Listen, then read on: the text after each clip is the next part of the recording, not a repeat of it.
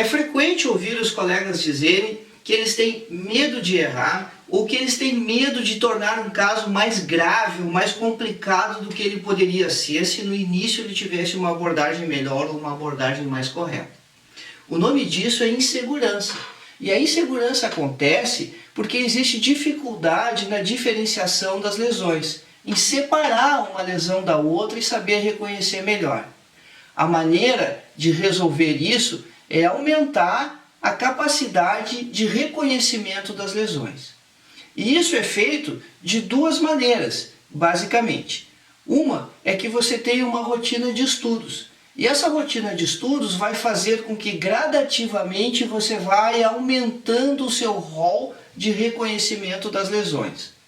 Para ter essa rotina de estudos, e ela pode ser bem leve, ela deve ser no ritmo de cada um, pode ser inclusive um tempo semanal, você precisa ter um material organizado, que possibilite rapidamente você retomar as informações e que rapidamente você possa consultar aqueles casos que vão ser referência para o esclarecimento dos seus pacientes. Monte essa rotina suave, leve, ou monte ela de forma mais intensa, como for melhor para você. Mas tenha esse material sistematizado. A segunda forma de você aumentar então a sua capacidade de reconhecimento e, portanto, aumentar a sua segurança é discutindo casos com colegas. Podem ser colegas mais experientes, bem mais experientes, ou professores, ou alguns colegas seus de confiança que têm já uma vivência maior no trato das lesões. Mas muito cuidado se você vai fazer essas discussões nas mídias sociais. Há muitos canais onde colegas simplesmente dão palpites a respeito das imagens que eles estão vendo, sem nenhum comprometimento com o resultado, sem nenhuma base científica daquilo que eles estão comentando. Nessas situações, tem muita bobagem escrita lá e que não contribui de maneira nenhuma para o esclarecimento do seu caso em particular. Procure ambientes no meio virtual onde exista moderação, onde exista colegas que filtrem as coisas que estão sendo postadas para que elas realmente possam ajudar e possam ter consistência científica. É preciso lembrar então que esses ambientes virtuais eles precisam ser bem escolhidos. Você também deve lembrar que a maioria das situações bucais elas são de baixa complexidade e, portanto, elas são de fácil solução. Muitas vezes, a simples informação para o paciente que aquela alteração que ele tem não é câncer de boca já o torna extremamente grato, extremamente agradecido e reconhece a nossa capacidade profissional. Eu vou te mostrar agora diversos casos, uma sequência de casos que com certeza estão aparecendo no teu consultório e onde você imediatamente vai aplicar a estômato nesses casos. Nos pacientes que você já tem, em situações que são corriqueiras, que estão passando por você. Me acompanhe. Então nós veremos algumas situações clínicas onde a estômato vai estar presente dentro do consultório e nós podemos assumir diferentes condutas, mas não deixar de tratar esse paciente. Como essa senhora de 66 anos que comparece para trocar uma prótese que ela já usava há muito tempo e tem um grande aumento de volume aqui.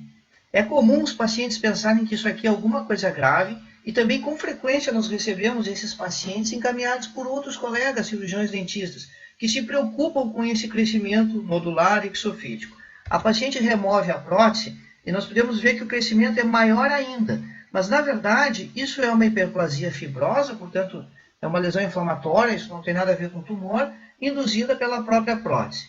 A solução aqui passa obrigatoriamente por uma odontologia de boa qualidade. A paciente vai ter que ter a sua prótese reembasada ou substituída, e aí, se ela ficar um tempo sem a prótese, nós vamos determinar se isso vai diminuir de volume e se vai ou não precisar ser operado. Quando tem esse tamanho as lesões, a cirurgia é praticamente inevitável, porque é muito difícil que todo esse volume de tecido acabe desaparecendo espontaneamente. Mas está inserido dentro desse contexto de uma odontologia de boa qualidade e de uma estômato que acaba entrando em todas as áreas, independente do que a gente atua. Essa é uma paciente que tem um exemplo semelhante ao anterior, porém com uma lesão bem menor. Esses casos são aqueles, então, que se pode apostar na involução sem que seja necessário realizar o procedimento cirúrgico. Nesse caso aqui inferior, é um rapaz de 20 anos que apresenta um crescimento nodular exofítico junto à papila dentária, que era um granuloma piogênico. Isso é uma reação exacerbada a um estímulo de baixa intensidade, mas percebam que ele tem uma boa saúde bucal, não tem tártaro em evidência, também não tem acúmulo de placa bacteriana, mas mesmo assim, essa pouca placa que ele tem presente foi necessário para criar o estímulo. Preciso aqui, antes de mais nada, cuidados gengivais, instrução de higiene adequada e uma boa RAP antes do procedimento cirúrgico para evitar que a lesão recidive no pós-operatório. Então, é mais um desses casos que nós teremos que fazer o procedimento, mas que uma odontologia de boa qualidade, realizada anteriormente, mostrar para o paciente, explicar o que está acontecendo, ensinar a usar o fio dental adequadamente, vai estar dentro do contexto e vai estar inserida no atendimento. Esse paciente procurou em função das lesões no lábio, que eram bastante extensas, e é um paciente que trabalhava exposto ao sol.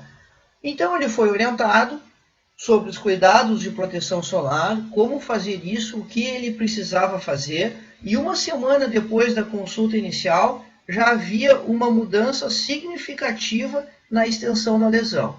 O que fazer daqui para frente nessa quelite actínica? Continuar os cuidados e ela deve desaparecer. Se permanecer em alguma área, aí então haverá a indicação de biópsia naquela área onde a lesão permaneceu, eventualmente não cicatrizar. Então, esse protocolo de cuidados, ele vai ser adequado e manejado para cada paciente de acordo com a patologia, com a situação dele. Tabagista crônico, pacientes que fumam muito, e muito é mais de 20 cigarros por dia, tem pessoas que chegam a fumar 60 cigarros por dia, e alguns desses pacientes acabam desenvolvendo essa alteração aqui que pega todo o palato, que é a estomatite nicotínica, que é uma alteração inflamatória nas glândulas salivares acessórias. Esse é um paciente, então, que ele tem que permanecer em contato ou em controle permanente conosco. O esquema de controle para esses pacientes vai depender de algumas variáveis. Nós vamos determinar o quanto ele fuma, a idade dele, há quanto tempo ele está fumando, 20, 30, 40 anos, e a história familiar para o câncer de boca. De maneira nenhuma é um paciente que pode, por exemplo, receber atenção dentária, reabilitação estética e funcional dos dentes aqui, e nós não percebermos toda essa alteração no palato, ou nós não instituirmos um esquema de vigilância para ele, porque ele tem um risco para o câncer de boca bem maior do que os demais indivíduos. Por quê? Porque ele já tem alterações acontecendo na sua mucosa. Então, isso é também inserir a estômato dentro da prática, inserir a estômato naqueles pacientes que já estão lá no nosso consultório. Mas é preciso diferenciar as lesões que podem ter potencial maligno daquelas situações que são as ceratoses friccionais. Nesse caso aqui, o que acontece é o atrito da PPR inferior. Então, portanto, isso aqui não é uma lesão cancerizável. Isso aqui acaba funcionando como se fosse um calo, uma área de maior ceratose, e aí então, com o passar do tempo, a lesão tende a desaparecer. Mas também é necessário fazer o ajuste da prótese e controlar o paciente, observar ele ao longo do tempo para ver se a lesão efetivamente some, realmente vai desaparecer.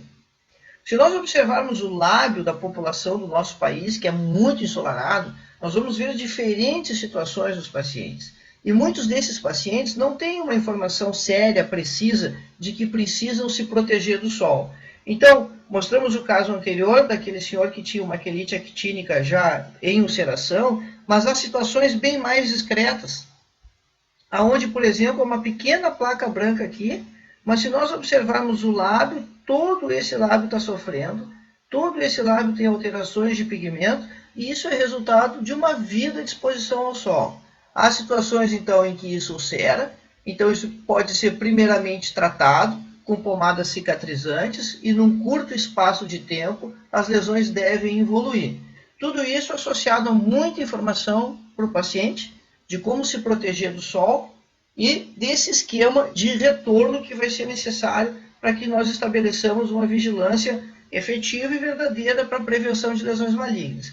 E aquelas situações onde, então, há áreas ceratóticas, e aqui um dado semiotécnico muito importante que cada um de nós precisa desenvolver é palpar a lesão, tocar. O toque, à medida que nós vamos exercitando esse aspecto da semiologia, vai nos fornecer muita informação, porque a questão da consistência, da rugosidade ou não superficial e da dureza dessa lesão quando nós palpamos, nos dá pistas importantes da evolução do processo.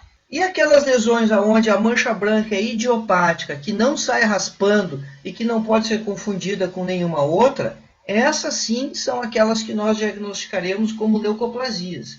Esse é um paciente de 63 anos que parou de fumar há 6 meses, quando então o colega clínico encaminhou para o acompanhamento dessa mancha. E é justamente o ponto principal dessa nossa conversa. Não precisa um especialista para acompanhar esse paciente. Você faz isso.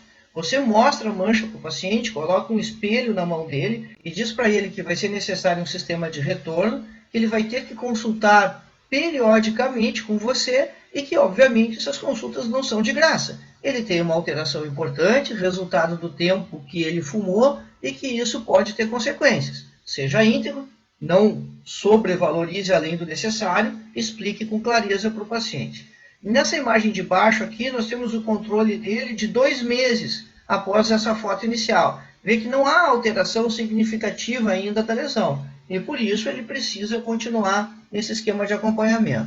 Se ele permanecer sem fumar e a lesão começar a evoluir, essas consultas de retorno elas podem ser espaçadas, colocadas no intervalo de tempo maior.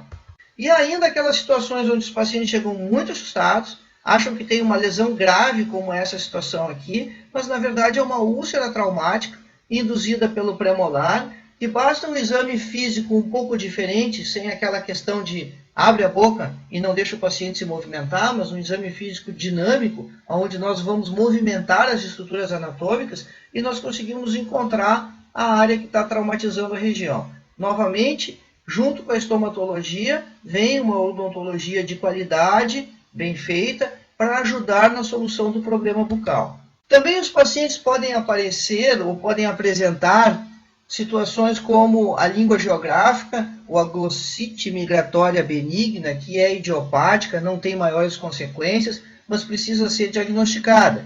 Em algumas situações, inclusive, acompanhada, devido à sensibilidade que ela pode causar nos pacientes.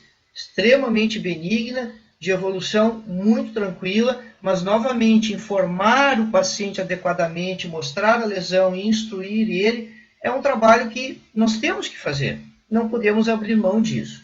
Diferente daquelas situações onde a língua está toda ela despapilada, e isso pode ser um sinal de anemia. E olha como é importante o papel do cirurgião dentista nesses casos, porque ele pode ser o primeiro a suspeitar que o paciente tem anemia, por causa desse aspecto liso que a língua apresenta. E aí basta solicitar um hemograma e, se confirmar a anemia, o paciente deve ser encaminhado ao médico para o tratamento da anemia. Mas a primeira manifestação ela pode ser bucal. Lesões pigmentadas também geram muitas dúvidas, inclusive em nós, cirurgiões dentistas, porque costumamos ter um medo significativo do melanoma. Isso é justificado porque o melanoma tem uma taxa de sobrevida na boca muito pequena. Muito graves são as lesões bucais. Então, se você tiver dúvida de uma lesão como essa aqui, que é muito escurecida, que tem um contorno não tão regular assim, e optar já por uma biópsia inicialmente, não é errado, não há problema nisso. Mas isso é uma mácula melanocítica, basta ser diagnosticada. Se você não tem certeza do diagnóstico, marque um retorno mais próximo ainda, por um período de 15 dias. E há aquelas situações onde as pessoas apresentam pigmentação fisiológica, que também precisa ser diagnosticada, mostrada para o paciente, para que ele saiba que tenha esse tipo de alteração. As aftas são talvez as lesões bucais mais frequentes, e também são os casos que com maior frequência nós não tratamos.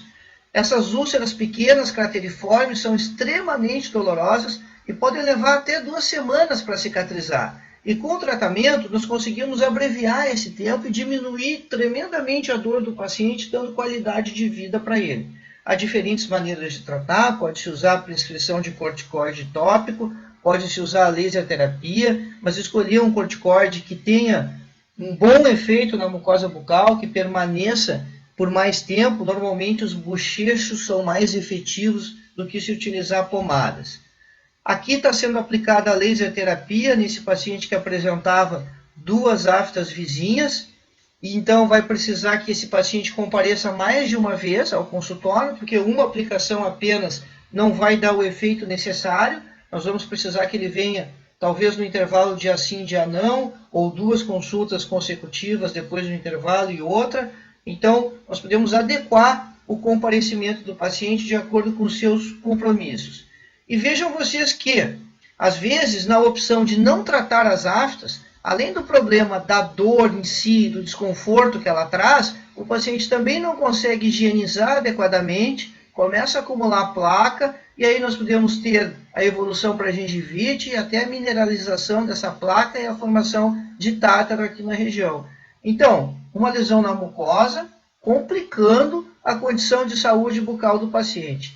Mas tudo isso a gente tem que mostrar e a gente tem que valorizar essas atitudes. E por isso que nós enfatizamos tanto que a estomatologia está dentro do contexto do consultório. Basta que nós estejamos atentos. Com certeza, a grande parte dos pacientes que nós atendemos fazem afta. E talvez eles não saibam que nós podemos oferecer formas efetivas de tratamento para eles. Aqui é possível observar uma afta na saída do ducto disteno, na consulta inicial, e 3 dias depois, com uma evolução muito positiva, muito significativa, ao invés dela durar aqueles 15 dias tradicionais que costuma ser descrito na literatura. A candidíase também é muito presente em diferentes grupos de pacientes, em pacientes que têm prótese total, talvez seja a situação onde ela é mais prevalente. Então é preciso identificar qual é o fator predisponente, intervir nesse fator se for possível. 14 dias depois do tratamento, e tenham o cuidado de não utilizar subdose de antifúngico, porque a cândida pode fazer resistência ao antifúngico da mesma maneira que bactérias fazem resistência aos antibióticos. Você tem aqui a mucosa curada, absolutamente saudável. No rastro da candidíase podem acontecer as queilites angulares, que também precisam ser tratadas. Junto com o antifúngico, o laser é um adjuvante muito bom, dá um resultado excelente na cura dessas lesões. Há também a questão da dimensão vertical, de correção dessa altura na prótese, obviamente isso também precisa ser feito. O herpes é outra situação que pode ser tratada, ou nós podemos fazer a prescrição de medicamentos, e o aciclovir é o que mais se usa, ou nós podemos empregar a laser terapia. Quanto antes, na evolução do herpes, qualquer uma das formas terapêuticas for empregada, melhor. Melhor que na fase de vesícula é na fase prodrômica, quando o paciente está sentindo prurido, porque isso corresponde justamente ao momento que o vírus vem se deslocando ao longo do nervo trigêmeo para entrar no ceratinócito. Quando está na fase de vesícula, ele já fez ou está fazendo a replicação viral dentro da célula, mas ainda é um bom momento. A partir da fase de crosta, não há tanto efeito terapêutico. Nós perdemos o melhor momento de abreviar isso. O herpes pode acontecer dentro da boca, como nesse caso aqui no palato, e ele é tratado da mesma maneira como se ele acontecesse no lábio. O herpes zoster é um vírus da família do herpes simples, é o VZV, o varicela zoster vírus, acontece na pele, obedece aos dermátomos cutâneos e recebe o mesmo tipo de tratamento. Nós podemos utilizar o laser para aliviar a dor e as medicações da família do aciclovir também.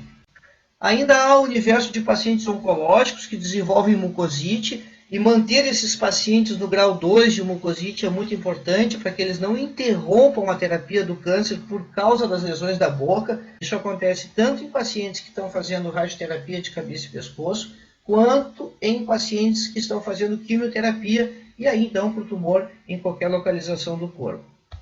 Casos de hiperplasias fibrosas pequenas, nodulares, são simples de serem resolvidas. Esse caso de cima aqui, ela foi induzida pelas coroas, então novamente a questão de uma boa odontologia evita as lesões bucais. Esse paciente ainda traz aqui no lábio grânulos de Fordyce, que devem ser identificados, diagnosticados, mostrados para o paciente. E essas pequenas lesões nodulares, elas têm uma remoção cirúrgica muito simples, fácil de ser procedida, muito mais fácil que uma extração dentária, e também muitos colegas se furtam de fazer. E dentro desse esquema de consultas, ou de retornos, ou de tratamentos que nós podemos propor para os pacientes, nós devemos, então, determinar o risco que esse paciente tem em relação à doença em particular dele, se pode haver recidiva, se pode haver intercorrências, ou se ela pode piorar. Associado a isso, vamos estabelecer o nosso diagnóstico, a história familiar, se ela for pertinente para aquela alteração, e isso vai depender também desse nosso diagnóstico provisório, os fatores predisponentes que podem interferir na lesão, quer seja para recidiva, para intercorrência ou para piora, conforme está ali em cima. Junto com isso, nós vamos então planejar o esquema de retorno.